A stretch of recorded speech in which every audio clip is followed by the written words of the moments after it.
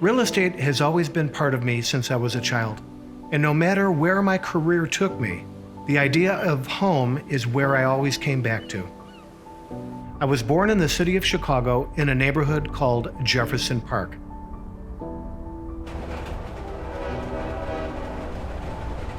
My father was a contractor as well as his father before him. In fact, most of my uncles were carpenters. And from an early age, I was surrounded by real estate and construction. Growing up, I was the youngest of 5. And all of my siblings were very active in sports and academics, and I really needed to step up and stand out and create my own identity. When I was 8 years old, I worked for my father. That was a great opportunity for me when I was young because I learned everything from the ground up. While I was in college, I also worked on a 40-story high-rise building downtown. And it was interesting to watch that project as well go from start to finish. It brought me back to earlier memories when I was working along with my father or seeing the projects that my uncles were working on.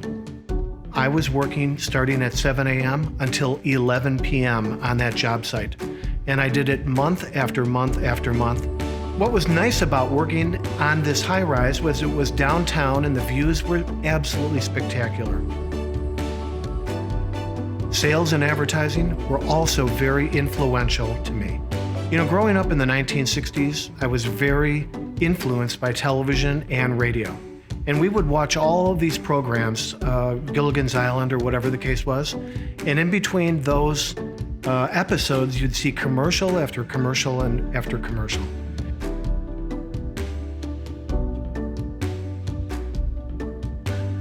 I was inspired while watching television and seeing a company who had a product or service and the amount of work that they put into creating campaigns to professionally sell those items. There was one product that comes to mind, and that was a campaign for, I think, Life cereal. And they had a young boy at the table with his brothers, and his name was Mikey. And they would say, "Hey, Mikey, what are you eating?" You know? And it gained wide popularity, so everyone knew the brand. Every child in America wanted to buy the brand cereal, Life, that Mikey was eating. I found that fascinating. So after college, I worked in the advertising industry as a creative director. And I did that for a couple of years until I realized that the thing that was going to really make me happy is to be self-employed. And so along with my brother, we started a men's clothing company. And as the saying goes, I literally lost my shirt. But that was okay because I was still very young.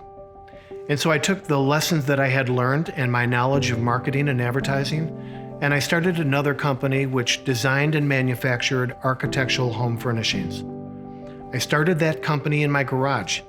And before long, I had 35 employees, a 40,000 square foot warehouse, 7 showrooms in the United States, and I was selling products to the who's who's list of designers and retailers all across the country. And there's a reason why I think I found success in the home furnishing business versus the men's retail clothing business. And that is, it brought me back to the very beginning of my understanding of home. You see, now I not only knew how to construct a home from the ground up, but I also understood how to furnish it on the interior as well. I chose to look for new career opportunities, and so decided to sell my home furnishings company along with our manufacturing facility.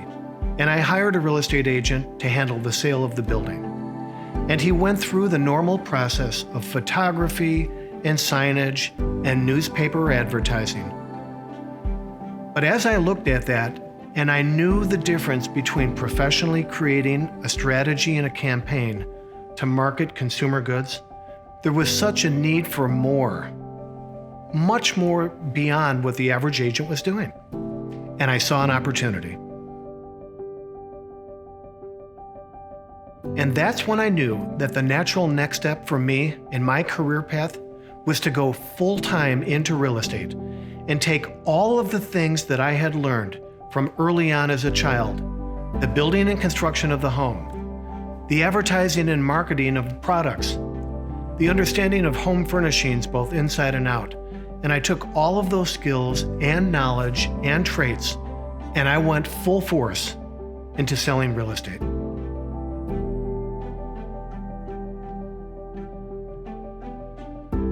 After years of selling real estate and navigating my way through the recession, I visited family in Sarasota, Florida, and never left.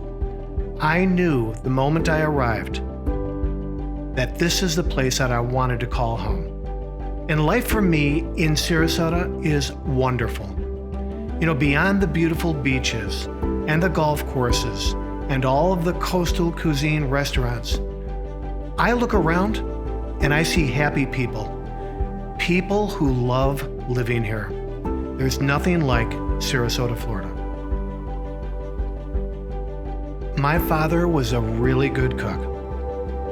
And being in a big city, I was exposed to all kinds of different culture and diversity. And I found a passion for sampling food from so many different countries and so many regions.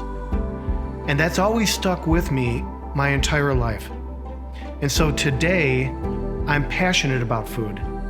And I take a lot of pride in putting really complex meals together that seem so simple.